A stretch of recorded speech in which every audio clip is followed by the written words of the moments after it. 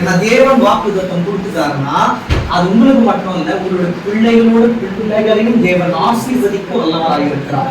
நமக்கு நேரம் இல்லாததுனால நேராக தேவனுடைய வார்த்தைக்குள்ள போகலாம். எடுத்து வாசிக்கலாம். தீத்து 2:14. தீத்து 2:14. அவர் நம்மை சகல அக்கிரமங்களினின்று மீட்டுக்கொண்டு தமக்குரிய சொந்த ஜனங்களாகவும் நற்கிரியைகளை செய்ய பக்தி வைராக்கியம் உள்ளவர்களாகவும் நம்மை சுத்திகரிக்கும்படி நமக்காக தம்மை தாமே ஒப்புக் கொடுத்தார். இன்று தேவன் உங்களுக்கு தரக்கூடிய வார்த்தை, அவர் ஏன் தம்மை தாமே நமக்காக ஒப்பு கொடுக்க வேண்டும் அப்படிதான் பார்க்க போறோம். இயேசு கிறிஸ்து தம்மை தாமே சிலுவையில ஏன் ஒப்பு கொடுத்தார் அப்படின்னா, ஃபர்ஸ்ட் விஷயம் நம்மளுடைய அக்கிரமங்கள்ல இருந்து நம்மளை மீட்டுக் கொள்ள. இரண்டாவது, நமக்குரிய சொந்த ஜனங்களாக மாற்ற. நம்ம அவருடைய சொந்த ஜனம், வேற ஜனங்கள்லாம் இல்ல, இயேசு கிறிஸ்துவோட சொந்த ஜனங்கள். இரண்டாவது. மூன்றாவது, நற்கிரியைகளை செய்ய பக்தி வைராக்கியம் உள்ளவர்களாகவும். என்ன பக்தி வைராக்கியம்னா, தாழ்வானாலும் சரி, நான் உயர்ந்த நிலைமையில் இருந்தாலும் சரி, தேவனே எனக்கு சொந்தம். அந்த ஒரு பக்தி வைராக்கியம் நமக்குள் இருக்குமானால் நம்ம பண்ற ஒரு விஷயமே நல்ல காரியங்களா தான் இருக்கும். நம்ம நல்ல கிரியையில உறுதியா இருக்கும். நெக்ஸ்ட் வாசிங்க. தம்மை சுத்திகரிக்கும்படி நமக்காக தம்மை தாமே ஒப்பு கொடுத்தார். இந்த காரியங்களுக்காக தான் தேவன் என்ன பண்றாரு? ஒப்பு கொடுத்தார்.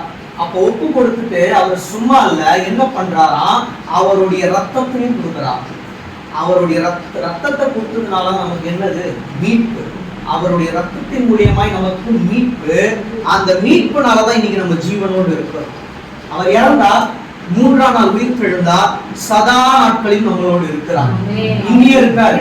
ஏதோ 2000 பேர் இருக்கிற இடத்துலதான் இருப்பாருன்னு இல்ல. தேவன் 1-2 பேர் உண்மையா உள்ளத்தின் ஆழத்திலிருந்து தேவனுடைய வார்த்தைகளை கேட்பார்களானால் அங்கே தேவன் வாசம் பண்ணுவார். புரியுதுங்களா? மறுபடியும் வாசிங்க. அவர் தம்மை சகல அக்கிரமங்களில் என்று மீட்டுக்கொண்டு. இதுக்கு எடுத்துக்காட்டு அக்காவோட வாழ்க்கையிலும் இருக்குது. சகல அந்த ஒரு அக்கிரமங்கள்ல இருந்து மீட்டுக்கொண்டு தமக்குரிய சொந்த ஜனங்களாகவும் நற்கிரியைகளை செய்ய பக்தி வைராக்கியம் உள்ளவர்களாகவும் நம்மை சுத்திகரிக்கும்படியே அவர் சுத்திகரிக்கப்பட்டாலே நாமும் அவரோடு இணைந்து சுத்திகரிக்கப்படுவோம். அதனாலதான் எங்களை வாழ வைக்க சிலுவை தொங்கினீரே, நோக்கி பார்த்ததினால் பிழைத்து கொண்டோமையா. அவரை நோக்கி பார்த்தாலே போதும், நம்மளுடைய இருதயம் சுத்தமாயிடும். ஏன்னா சுத்தமானாகிய இயேசு கிறிஸ்து நமக்காக மரித்தார். அவர் மரித்தார், பாவங்களும் அவரோட சேர்ந்து மரித்தது. அவருடைய பாவங்கள் அல்ல, நம்மளுடைய பாவங்கள். இப்ப நம்ம எப்படி இருக்கணும்? சுத்தமா இருக்கணும். எப்படி? ஆண்டவராகிய இயேசு கிறிஸ்துக்குள்ள சுத்தமா இருக்கணும்.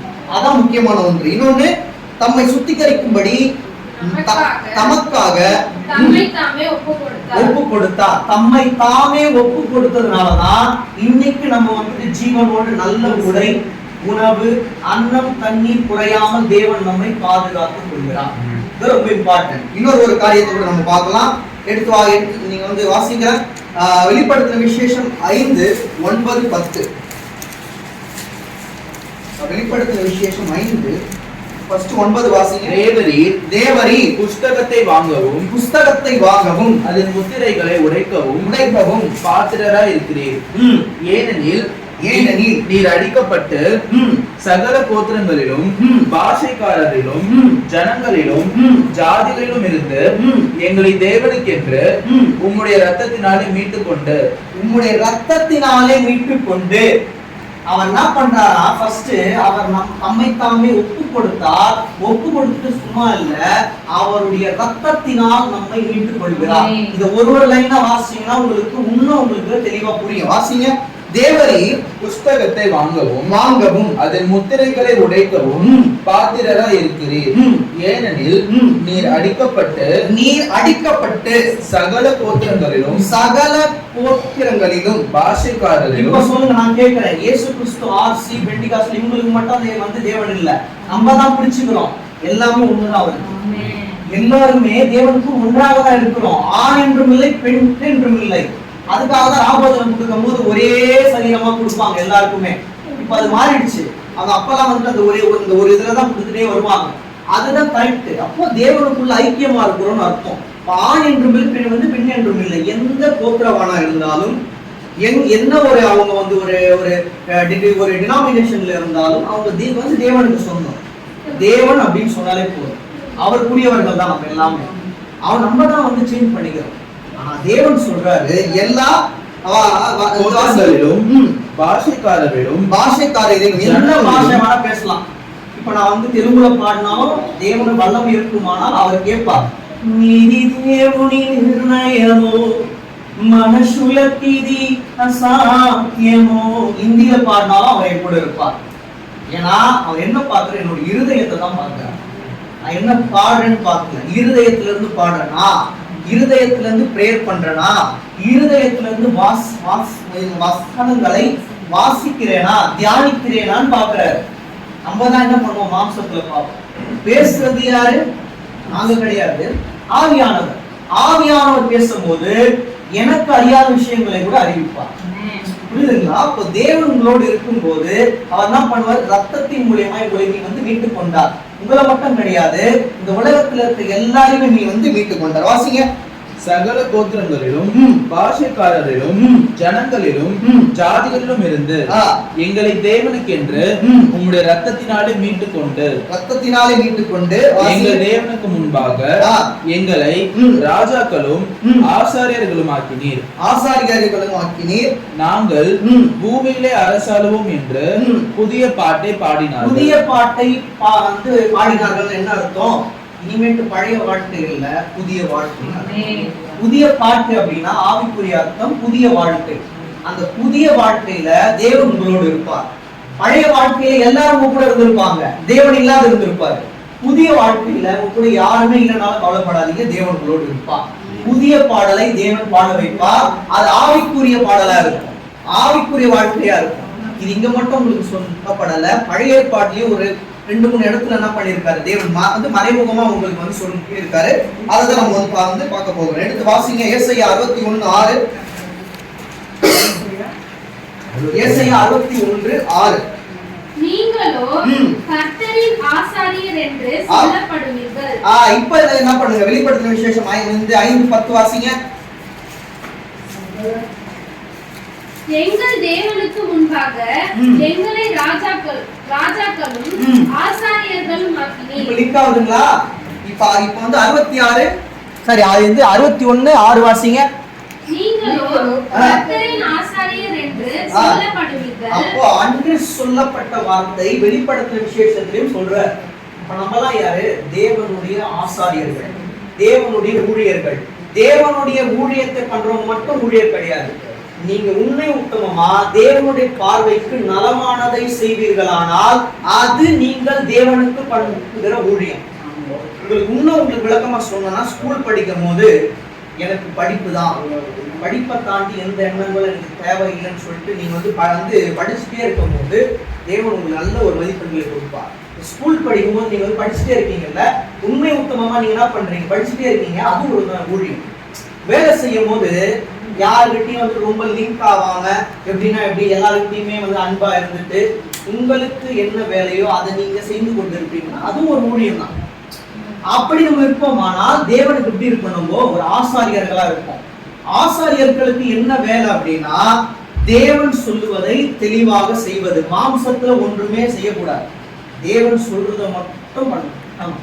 எனக்கு தேவன் இந்த வார்த்தைகள் சொல்லணும்னு இதை சொல்லிட்டு முடிப்பேன், ஆனால் நான் தேவனுடைய உண்மையான ஆசாரியன்.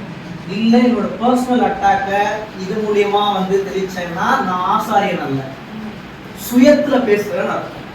உண்மையான ஆசாரியன் ஃபுல்ஃபீட்ல வந்து தேவனுடைய வார்த்தையை தாண்டி அவருடைய சொந்த கதைகளை பேசுவார். ஆனால் அவர் உண்மையான ஆசாரியன் அல்ல. உண்மையான ஆசாரியன் ஒன்னே ஒன்றுதான் பண்ணுவாரு, வேதத்துல உள்ள ரகசியங்களை உங்களுக்கு புரிய வைப்பார். அவர் அல்ல, தேவனே புரிய வைப்பார். நம்முடைய பிரதான ஆசாரியன் யாரு? ஆண்டவராகிய இயேசு கிறிஸ்து. நம்ம அவருடைய வேலைக்காரர்கள். நம்ம எப்படி இருக்கணும்? அவரை மாதிரிதான் இருக்கணும். அவர் எப்படி வாழ்ந்தாரோ அப்படிதான் அவர் வாழ்ந்த மாதிரி நம்ம வந்து வாழ்வோமானால் அவரோட அறிவு நம்மளுக்கு இருக்கும், அவரோட ஞானம் இருக்கும். நம்மளுடைய சுயத்தின் மேல நம்ம வந்து சார்ந்து இருக்க மாட்டோம். இதை புரிஞ்சுக்கோங்க. இப்ப வந்து 61:7 வாசிங்க. ஏசாயா, உங்கள் வெட்கத்துக்கு பதிலாக பலன் வரும். இதை யாரா நம்புறீங்களோ அவங்க மட்டும் கையில விடுங்க. உங்கள் வெட்கத்துக்கு பதிலாக இது கண்டிப்பா வரும். இது வந்து எதுவும் நான் ப்ரிப்பேர் பண்ணி சொன்னது கிடையாது, தேவன் சொல்றது. தேவன் சொன்னாருன்னா அது வந்து கண்டிப்பாக நடக்கும். இன்னும் கூட அழுத்தி வாசிங்க. உங்கள் வெட்கத்துக்கு பதிலாக பலன் வரும்.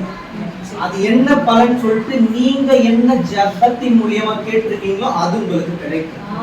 நீங்கள் நினைத்ததை விட தேவன் உங்களுக்கு 2 மடங்காய் தர வல்லவராய் இருக்கிறார். அது என்னவா இருக்கலாம், நீங்க கேளுங்க. அவர்கிட்ட கேட்கும்போது உரிமையோட கேட்கணும். கேட்கறதுக்கு முன்னாடி ஜபம் ரொம்ப முக்கியம். ஏசப்பா, நான் என்னுடைய இருதயத்துல இருந்து தாழ்த்துறேன், நீங்க மட்டும் மையப்படுங்க. நான் என்ன கேட்கிறேனோ அது நடந்தாலும், அது வந்து நடக்கல அப்படின்னாலும் உங்களை விட்டு நான் வந்து என்னைக்கு விலக மாட்டேன். எனக்கு நடந்தாதான் அப்படின்றதுலாம் இருக்கக்கூடாது, நடக்கலனாலும். அதாவது உங்களுக்கு நல்லா வந்து தெரியும், சாத்ராக் மேஷாக் ஆபேத்நேகோ இந்த எரிகிற அக்னி சோலையில எங்களை போட்டா தேவன் எங்களை தப்பிக்கொள்ளவராக இருப்பார். அவர் எங்களை தப்பியாம விட்டாலும் நான் அவரை தான் ஆராதிப்பேன். அப்படி மறிச்சு போனாலும் பரவாயில்ல. சென்றது 3 வெளியே வந்தது ஆண்டவராகிய இயேசு கிறிஸ்து அவங்களுடைய வர. அதுதான் பிரசன்ஸ். நீங்க ஆரம்பிக்கும் போது நீங்க மட்டும் தான் இருப்பீங்க. ஆனா போக போக போக நீங்க ஆரம்பிக்கும் போது ஒருத்தங்க வந்து போனாங்க, கூட ஒருத்தர் போயிட்டே இருக்காரு அப்படின்னு சொல்றவங்க கூட அவர் தான் இருப்பார். பிரசன்ஸ் உங்களை சார்ந்துதான் இருக்கும், உங்களை சுற்றி கொண்டே தான் இருக்கும். அவரோட பிரசன்ஸ் இங்க இருக்கிறதுனாலதான் தேவனுடைய வார்த்தையை அவர் நமக்கு புரிய வைக்கிறார். நானுமே நான் பண்ணிக்கிறேன், அதை லேர்ன் பண்றேன், ஒரு நாள் லேர்ன் பண்றேன். அவர் தான் கற்றுத்தரார். ஏதோ நான் வந்து ஞானம் வந்து உங்களுக்கு சொல்லல, நானுமே கற்றுக்கொள்றேன். அவருடைய ஞான வரம் நம்முடைய அனைவர் மேலும் இருக்கிறது. அதனாலதான் நம்மளுக்கு அறியாத விஷயங்களையும் தேவன் அறிவிக்கிறார். இப்போ அந்த 61:6-7 சேர்த்து வாசிப்போம். நீங்களோ கர்த்தரின் ஆசாரியன் என்று சொல்லப்படுவீர்கள். உங்களை நமது தேவனுடைய பணிவிடைக்காரர் என்பார்கள். நீங்கள் ஜாதிகளின் சொல்வதை அனுபவித்து செல்வத்தை அனுபவித்து அவர்கள் மகிமையை கொண்டு மேன்மை பாராட்டுவீர்கள். இப்ப இதெல்லாம் கண்டிப்பா நடக்கும்னு சொல்லிட்டு தான் வெளிப்படுத்தும் விசேஷத்துல அங்க மறைமுகமா இருக்கு. இது உங்களுக்கு அப்படியே விளக்கங்களா இருக்கா? வெளிப்படுத்தும் விசேஷத்துல இது அப்படியே லிங்க் பண்றாங்க. இப்ப வாசிங்களேன், வெளிப்படுத்தும் விசேஷம் 5:10 வாசிங்க. எங்கள் தேவனுக்கு முன்பாக எங்களை ராஜாக்களும் ஆசாரியர்களும் ஆக்கி நாங்கள் பூமியிலே அரசாளுவோம் இருக்கு பாத்தீங்களா? அதோட ஃபுல் எக்ஸ்பிளனேஷன் அங்க இருக்கு. 61 இதுல 63 வந்து படிச்சோம் பாத்தீங்களா? அதோட டீடைல் எக்ஸ்பிளனேஷன் தான் பூமியை அரசாளுவோம் என்று புதிய பாட்டை பாடினார்கள். அந்த புதிய பாட்டு தான் நீங்க வந்து மகிமையா இருப்பீங்க அப்படின்றது 6ஆம் வசனத்துல வந்து படிச்சோம்ல, அதோட டீடைல் தான் பூமியை வந்து அரசாளுவீங்க அப்படின்னு அவர் சொன்ன வாக்குகள். அப்படின்னா ஒண்ணும் இல்லை, இந்த பூமி தேவனுக்கு உள்ளானது, தேவனுடைய பிள்ளைகள் நமக்கும் உள்ளானது. புரியுதுங்களா? இன்னொன்னு நம்ம வந்து யோசிக்கலாம். யாத்திராகமும் 19:5-6. இப்பொழுது நீங்கள் என் வார்த்தை உள்ளபடி கேட்டு என் உடன்படிக்கை கைக்கொள்வீர்களானால் சகல ஜனங்களிலும் நீங்களே எனக்கு சொந்த சம்பத்தா இருப்பீர்கள். எல்லாம் என்னுடையது. இப்போ ஒண்ணு நிறுத்திதான் வந்து வாசிப்பா. இப்பொழுது நீங்கள் என் வாக்கை உள்ளபடி கேட்டு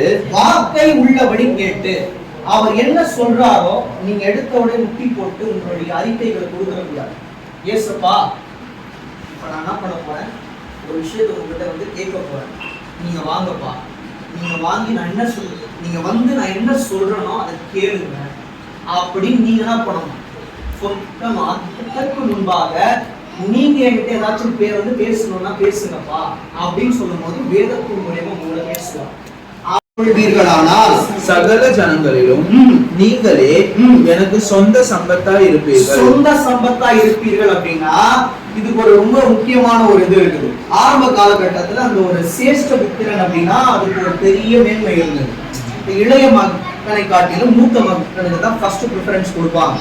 அந்த சேஷ்ட புத்திர பாகம் அப்படின்றது அவனுக்கு தான் உரியதா இருந்தது. அதை மாற்றியவரே தேவன் தான்.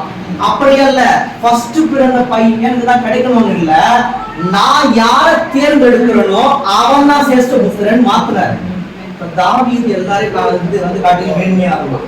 யோசேப்பு யாக்கோபு கிட்ட போய் வந்து என்ன சொல்றான், நீங்க எல்லாம் என்ன மாதிரி என்னை பார்த்து வந்து வணங்குற மாதிரி எனக்கு காட்டுறாரு அப்படின்னு சொல்லி நம்மள நாங்க ஒண்ணு வந்து வணங்கணுமான்னு கேட்டான். இறுதியில என்ன, இவங்க எல்லாம் அவனை பார்த்து வணங்குற மாதிரி தான் வச்சார். சேஷ்ட புத்திர பாகம் என்பது ஃபர்ஸ்ட் பிறந்தவன் அல்ல, தேவனால் தேர்ந்தெடு. அததான் இங்க சொல்றாங்க. வாசிங்க, நீங்கள் எனக்கு சகல ஜனங்களும் இது படிங்க.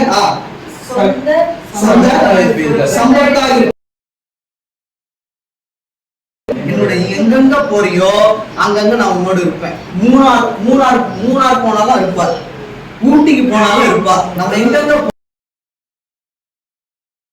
வார்த்தை நமக்குள் இருக்குமானால் பூமியில எங்க போனாலும் தேவன் நம்மோடு இருப்பார். கீழே வாசிங்க, 6 வாசிங்க. நீங்கள் எனக்கு ஆசாரிய ராஜ்யமும் பரிசுத்த ஜாதியுமா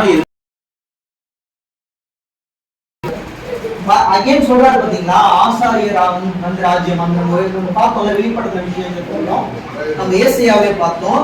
மறுபடியும் சொல்றாரு நம்ம என்ன ராஜ்யமா, ஆசாரிய ராஜ்யம். நம்ம எல்லாமே யாரு, ஆசாரிய குடும்பம். இந்த பிரதான ஆசாரியரோட பிள்ளைகள் தான் நம்ம எல்லாமே. வாசிங்க, நீங்கள் எனக்கு ஆசாரிய ராஜ்யமும் பரிசுத்த ஜாதியுமா இருப்பீர்கள் என்று நீ இஸ்ரவேல் புத்திரரோட சொல்ல வேண்டிய வார்த்தைகள் என்றார். இஸ்ரவேல் புத்திரரோடு சொல்ல வேண்டிய வார்த்தை அன்று மோசேக்கு சொல்றாரு. அவர் சொன்னாரு, இந்த வீட்டுக்கு தேவன் இந்த வார்த்தைகளை சொல்றாரு. என்ன வந்து சொல்றாரு, நீங்கள் அவருக்கு ஆசாரிய ராஜ்யமும் பரிசுத்த ஜாதியுமாய் இருப்பீர்கள். சொல்ல வேண்டிய வார்த்தைகள் என்றார். இப்படிதான் இருப்பீங்க. இப்படி இருக்குமா, நம்ம பரிசுத்த ஜாதியா இருப்போம், ஆசாரியரோட பிள்ளைகளா இருப்போம். புரியுதுங்களா? தேவனுடைய வார்த்தையை கேட்கணும், அதை அப்படியே கடைபிடிச்சிட்டு வரணும். இப்ப வாசிங்களா, 5, 6 வாசிங்களா. இப்பொழுது நீங்கள் என் வார்த்தை உள்ளபடி கேட்டுனா என்ன அர்த்தம், வார்த்தை மாறாம கேட்டு. ஒரு வார்த்தையை 21ஆம் அதிகாரத்துல நீங்க வந்து பாத்தீங்க அப்படின்னா பேதுரு கிட்ட கேக்குறாரு, இவங்க எல்லாரும் காட்டில நீ வந்து என்ன அன்பா, எல்லாரும் காட்டில என்ன அன்பா இருக்கியா அப்படி கேட்டுட்டே வரும்போது அவன் 2 தடவை வார்த்தை மாறாம சொல்றான், குட்டிகளை மேய்ப்பாயாக, அதுக்கப்புறம் ஆடுகளை மேய்ப்பாயாக. அப்படின்றதுக்கு அர்த்தம், ஆட்டுக்குட்டினா சின்ன ஆசீர்வாதம், ஆடுகள்னா கொஞ்சம் எக்ஸ்ட்ரா. 3வது வந்து கேட்கும் போது எல்லாத்தையும் நீங்க வந்து அறிஞ்சிருக்கீங்கன்னு பேச்ச மாத்திட்டான், ஓல்டான் பண்ணி வச்சுட்டார். ஆடுகளை மேய்ப்பாயாக, ஆசீர்வாதத்தை கூட்டவும் இல்லை, குறைக்கவும் இல்லை, ஆசீர்வாதங்கள் கூட்டப்படும். நீங்க ஓல்டான் பண்ணி வைப்பார். அப்ப நல்லா புரிஞ்சுக்கோங்க, தேவன் தம்மை நமக்காக ஒப்பு கொடுத்தார். அவர் ஒப்பு கொடுத்து மீட்டுக் கொண்ட நம்ம எல்லாமே என்னது, ஆசாரிய குடும்பம். இந்த பிரதான ஆசாரியரோட பிள்ளைகளா இருக்கிறோம். அப்படி பிள்ளைகளா இருக்கும் போது அவருடைய வார்த்தை நம்ம என்ன பண்ணணும், உள்ளபடி கேட்போமானால், அவருடைய உடன்படிக்கையை கை கொள்ளுவோமானால் சொந்த சம்பத்தா இருப்பீர்கள். அப்போ என்னவா, சொந்த சம்பத்தா இருப்பீர்கள். பூமி எல்லாம் என்னுடையது, நீங்கள் பரிசுத்த ஜாதியுமாய் இருப்பீர்கள் என்று நீ இஸ்ரவேல் புத்திரரோடு சொல்ல வேண்டிய வார்த்தைகள் என்றார். அப்ப என்ன ஜாதியா நம்ம? பரிசுத்த ஜாதி. அவருக்குள்ள இணைக்கப்பட்ட நம்ம எல்லாமே பரிசுத்த ஜாதிகளா இருக்கும். அப்ப நல்லா புரிஞ்சுக்கோங்க, தேவனால அபிஷேகம் பண்ணப்பட்ட நம்ம எல்லாமே அந்த பிரதான ஆசாரியரோட பிள்ளைகளா இருக்கிறோம்.